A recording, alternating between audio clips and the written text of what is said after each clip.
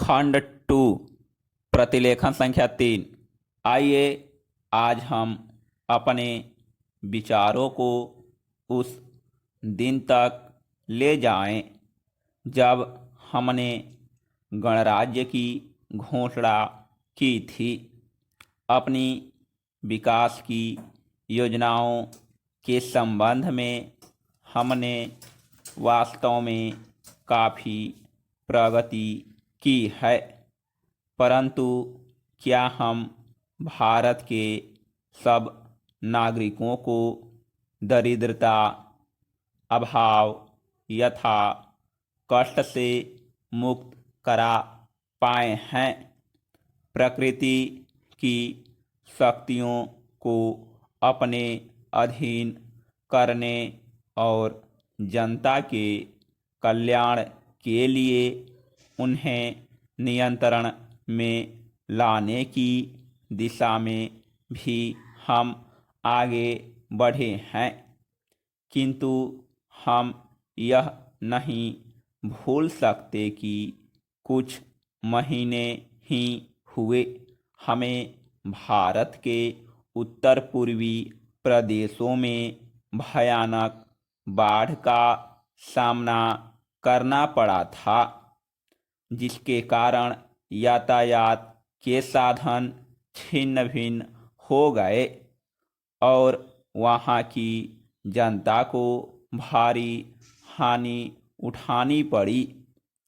निस्संदेह साक्षरता, प्रसार और रोगों के निराकरण के महत्वपूर्ण उपाय भी हमने सोचे हैं।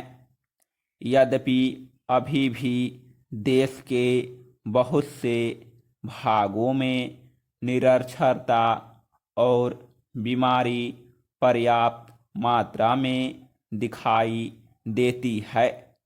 जन कल्याण की योजना को हम बराबर आगे बढ़ाते रहेंगे, यह हमारा दृढ़ संकल्प है। इसमें संदेह नहीं किया जा सकता।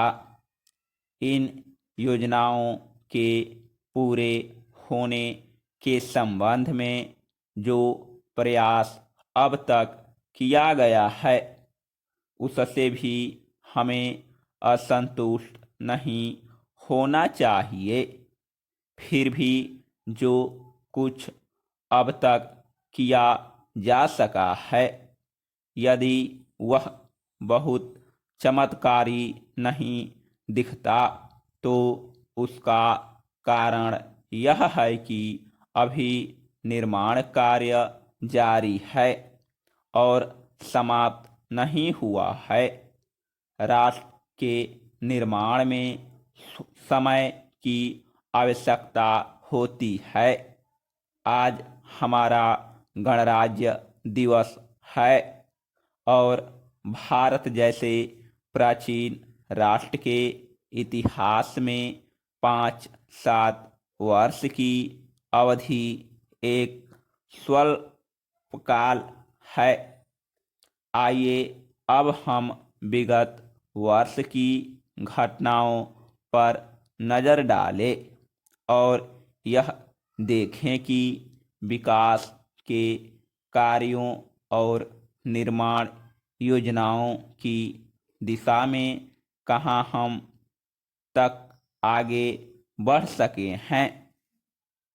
यदि मुझसे यह कहा जाए कि बीते वर्ष की घटनाओं का वर्णन है एक वाक्य में करूं, तो मैं कहना चाहूँगा कि संविधान में दिए गए निर्देशों के अनुसार हमने समस्त राष्ट्र के साधनों को ऐसे ढंग से जुटाना आरंभ कर दिया है जिससे यह स्पष्ट हो जाता है कि भारत में कल्याणकारी राज्य की स्थापना का श्री गणेश हो चुका है।